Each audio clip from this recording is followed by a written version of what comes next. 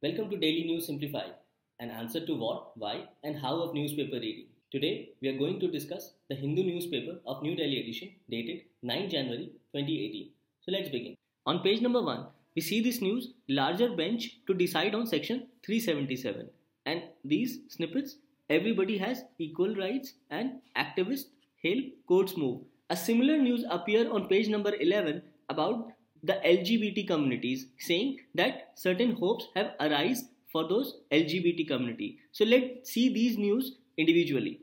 What is this news all about? The Supreme Court, in a 3-judge bench led by the Chief Justice of India, Honorable Justice Deepak Mishra, in a case has decided to revisit the judgment given by the Supreme Court on the constitutional validity of Section 377 IPC. Now this section 377 IPC we should understand so as to understand the very basic of this case, and this will also help us to know why the Supreme Court has decided to constitute a larger bench to decide this particular issue. Section 377 under Indian Penal Code is unnatural offences, where it says whoever voluntarily has carnal intercourse against the order of nature shall be punished with imprisonment up to 10 years or fine. Thus, unnatural offences were a criminal offence in the eyes of the law. So this judgment is in context with this particular section of Indian Penal Code. So let us understand what the Supreme Court has said and what were the previous 2 judgments. This makes this issue interesting to understand, not only from social justice but also from rights issue. Let's see. In the Supreme Court, a petition was filed by 5 members of the LGBT community. Now this LGBT stands for lesbians, gays, bisexuals and transgenders. Now a petition by 5 members of this community was filed in the Supreme Court to relook or revisit the Supreme Court or the previous Supreme Court judgment of the year 2013, where the Supreme Court had held that Section 377 was very much constitutional and it also criminalized homosexuality. Now this Supreme Court 2013 order was a reversal of another order given by Delhi High Court in the year 2009. Now this is very important to understand because we should know what the Delhi High Court ordered with respect to Section 377 and its constitutionality. Delhi High Court in the famous Nas Foundation case held Section 377 of Indian Penal Code as unconstitutional and said it violated Article 14, 15 and 21. Now this was a major judgment in the year 2009 and it gave the LGBT community a sense of individual choice and sexual preference. The Delhi High Court in its judgment said that it violated right to equality, it was against discrimination or it discriminated on grounds of sexual preference and it was against right to life and personal liberty. So keeping the Supreme Court 2013 verdict as well as the High Court 2009 verdict in mind, where the High Court declared Section 377 as unconstitutional and Supreme Court reversed the order and declared that Section 377 was very much valid.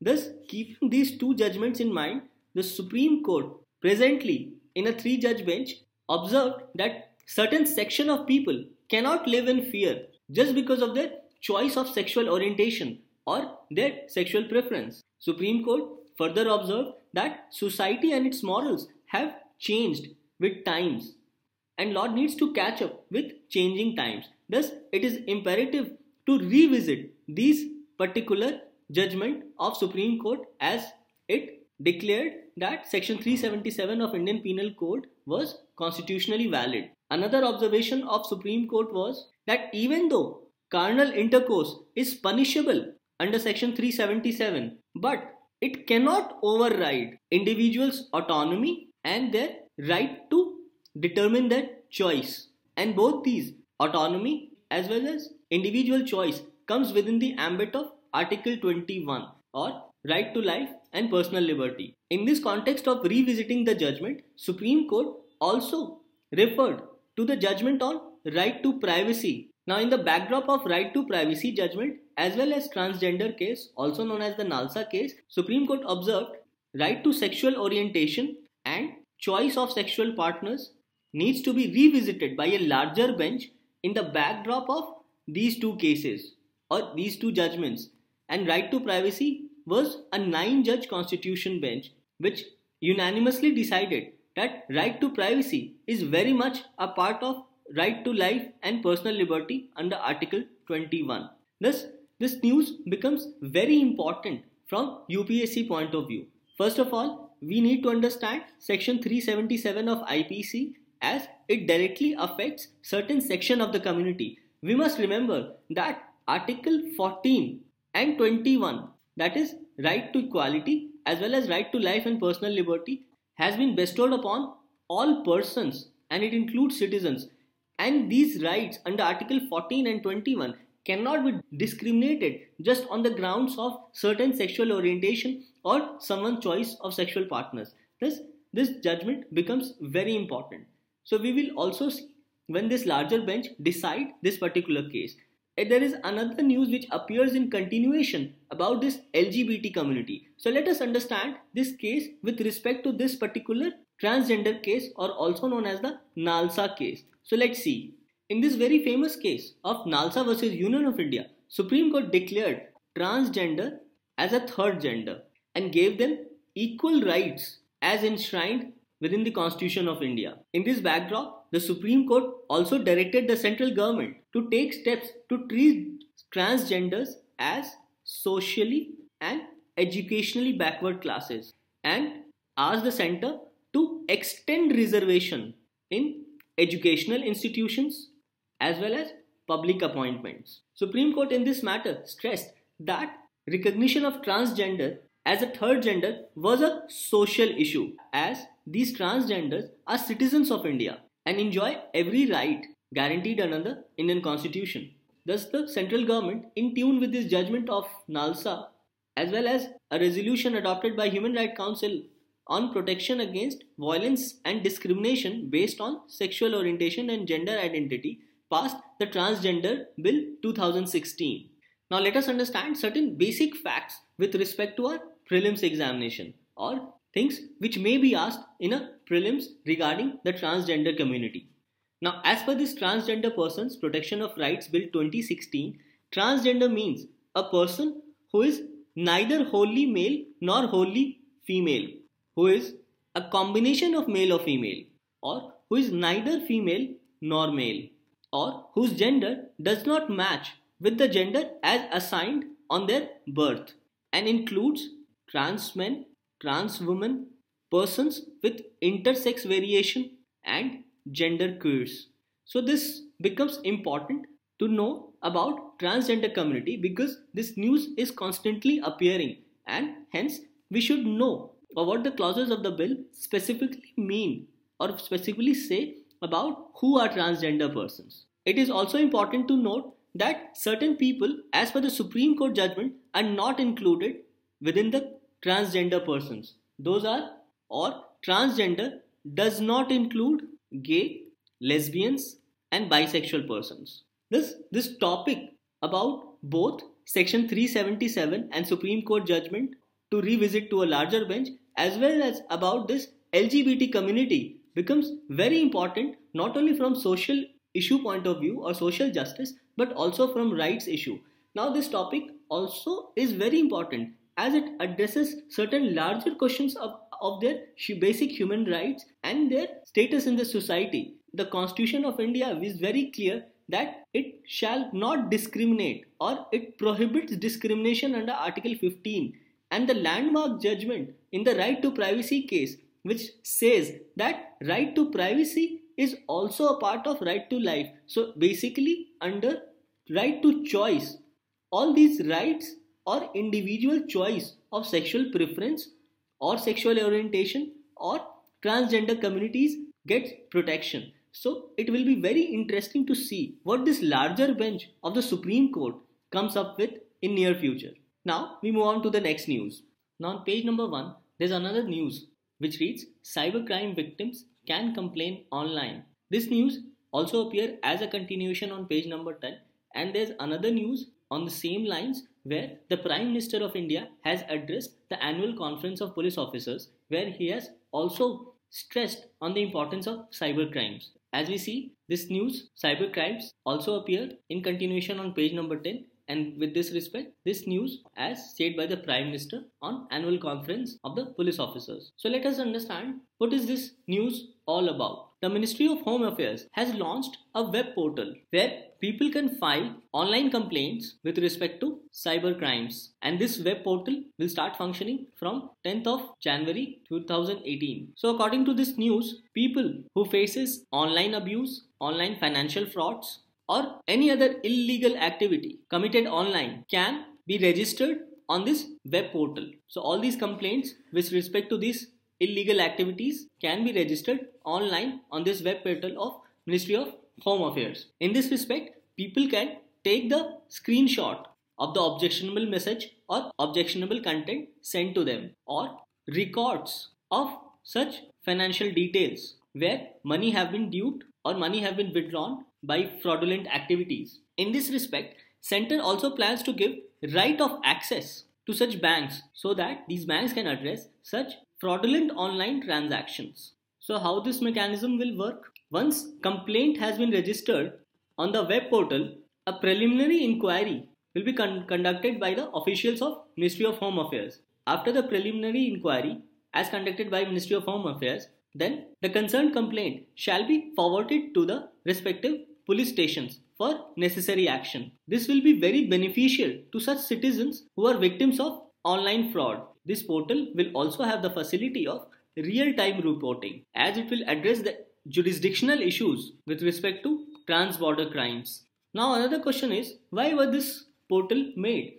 This portal has been made by the Ministry of Home Affairs as per the directions of a committee appointed by the Supreme Court to check child pornography and to prevent uploading of videos having violent sexual content. So, as per the directives of the Supreme Court, the web portal will have a separate section in the website to register complaints with respect to either child pornography or with respect to violent sexual contents. Thus, the Ministry of Home Affairs in this respect has asked various state governments to set up cyber forensic laboratories, as this will further help in solving cyber crimes. So, in this respect, also let us see what the Prime Minister has specifically said in the last address of police officials. The Prime Minister of India has stressed to address issues related to sharing of information between states or sharing of information between police officers of different states. He has said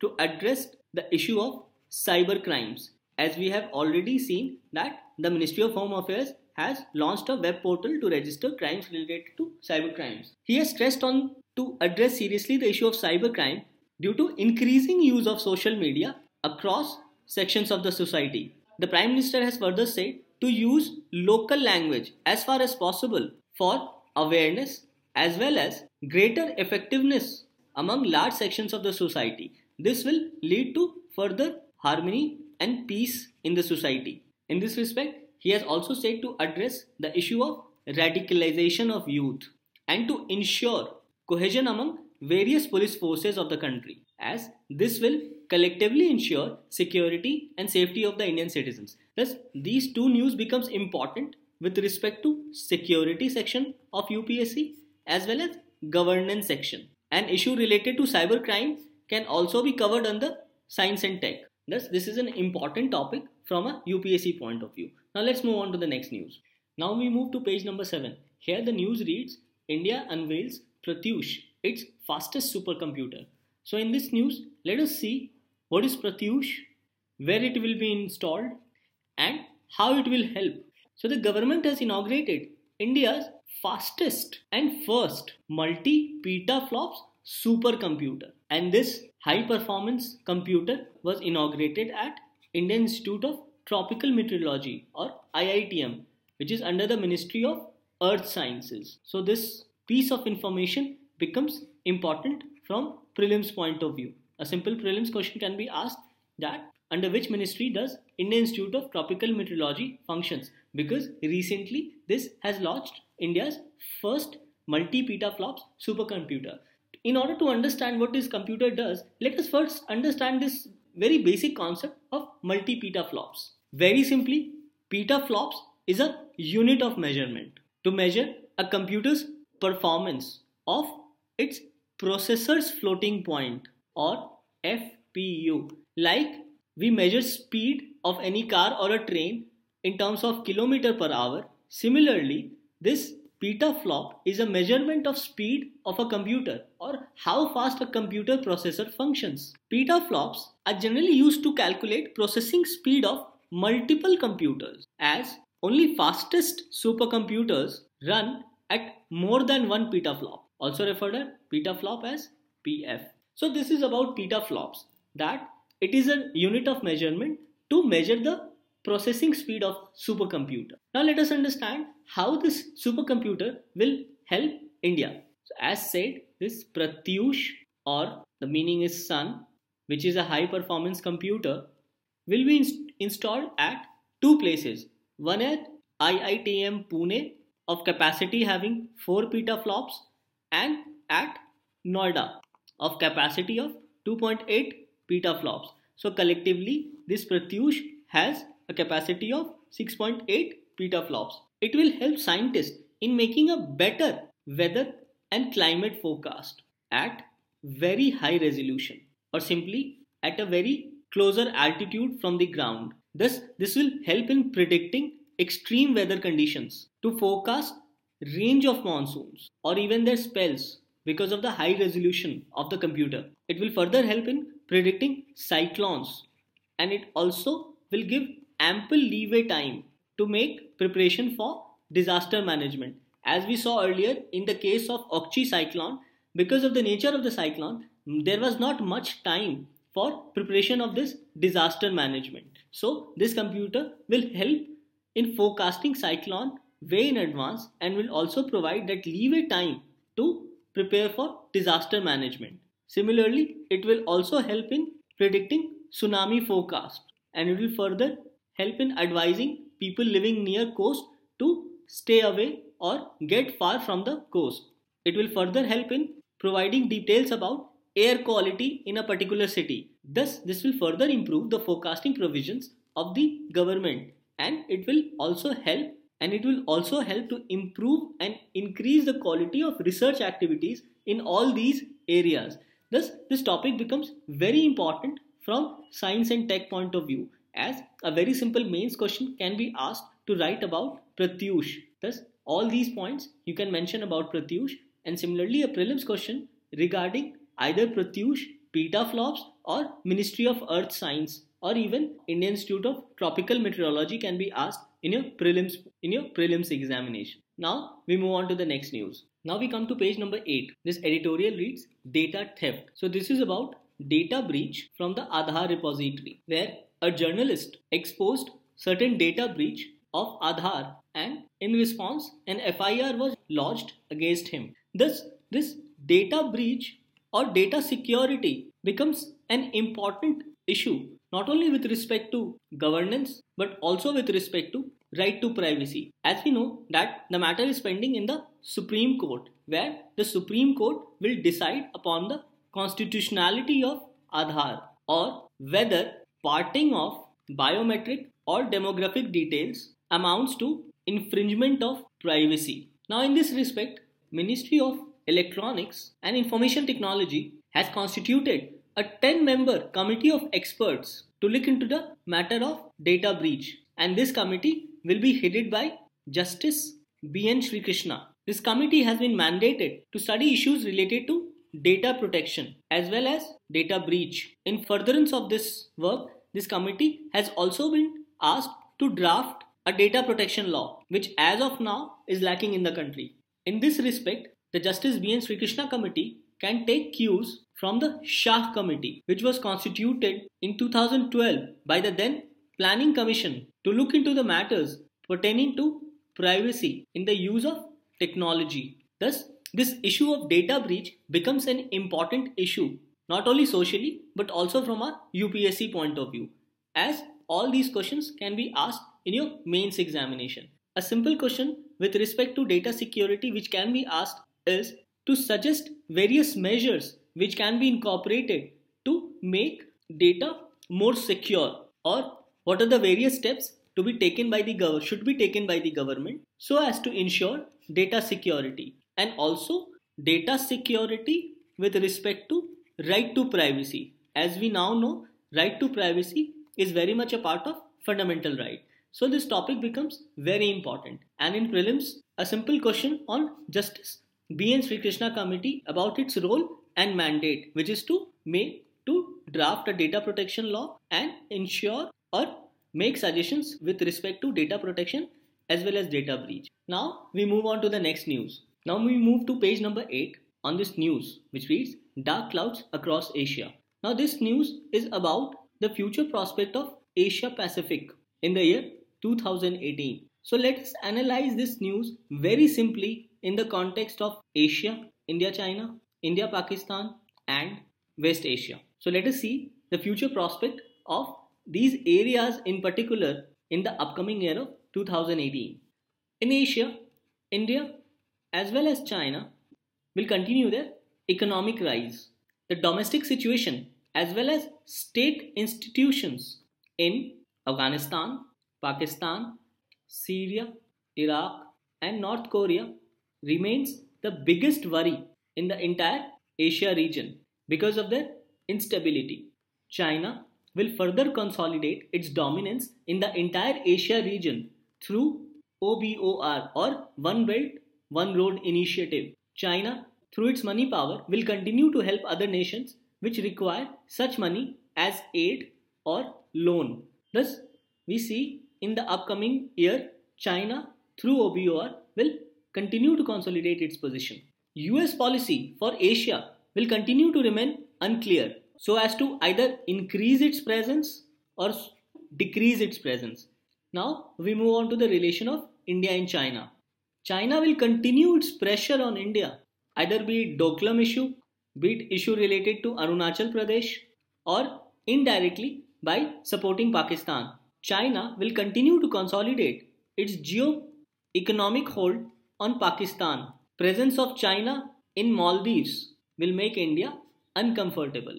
Further, involvement of China in Gwadar port in Pakistan and Hambantota port in Sri Lanka will further consolidate their position in the Asian region. However, in this respect, India will try to strengthen its position through participation in the informal grouping of quadrilateral of 4 countries, namely US, Australia, India and Japan. Now let us see India-Pakistan relationship. LOC violations and cross-border terrorism will continue to rise. The case of Kulbhushan Jadhav will further make headways to the International Court of Justice as India will try to consolidate its position in this ICJ. SAARC to remain dormant in the upcoming years due to India-Pakistan intense rivalry, and also the 19th SAARC summit which was to be held in Pakistan was boycotted by India. Thus, India and Pakistan may see further intense situation in the upcoming year. Now let us see the West Asian situation. The situation in West Asia will continue to deteriorate as Syrian war seems to continue. Iraq is required to be rebuilt after removing ISIS. Russia will continue its war against ISIS. Iran and Saudi rivalry will further worsen in the upcoming year as countries such as Yemen, Qatar and Lebanon will get directly or indirectly involved in this Iran-Saudi feud. And the issue of Jerusalem will remain as a hotly debated topic among nations because of the recent move by the United States. So all these issues with respect to either West Asian politics, Indo-Pakistan rivalry, India-China consolidation, or the situation in Asia with respect to the Asia-Pacific region becomes very important topic from international relations point of view for your UPSC exam. Thus, this article will help you in understanding the complex geopolitical as well as geoeconomic situation pertaining in Asia, specifically related to India, China, East Asia as well as West Asia. Thus, this topic becomes very important to understand. Now, we move on to the next news. Now we move to page number 13. Here, the news reads, SBI to raise $2 billion via overseas bonds. So let us understand this context of overseas bonds, as a straightaway question can be asked from this overseas bonds. So let us understand what are these overseas bonds. Overseas bonds refers to such bonds which are issued by an Indian entity in foreign markets and are denominated in foreign currencies. Thus, these 3 points becomes the absolute basics of an overseas bonds. Issue of such bonds help to raise capital for any companies, and in this case, SBI plans to channelize the fund raised through these bonds in its credit creation process. However, an important point to be noted here is that these bonds are subject to currency fluctuations in the international market. Thus, a very simple question can be asked in UPSC about overseas bonds. 1 or 2 statements or 3 statements can be provided. So the 3 important things to remember here are they are issued by an Indian entity in foreign market and denominated in foreign currencies. This topic caters to the economy section of UPSC. With this, we come to an end to today's newspaper. Let's move on to the question for the day.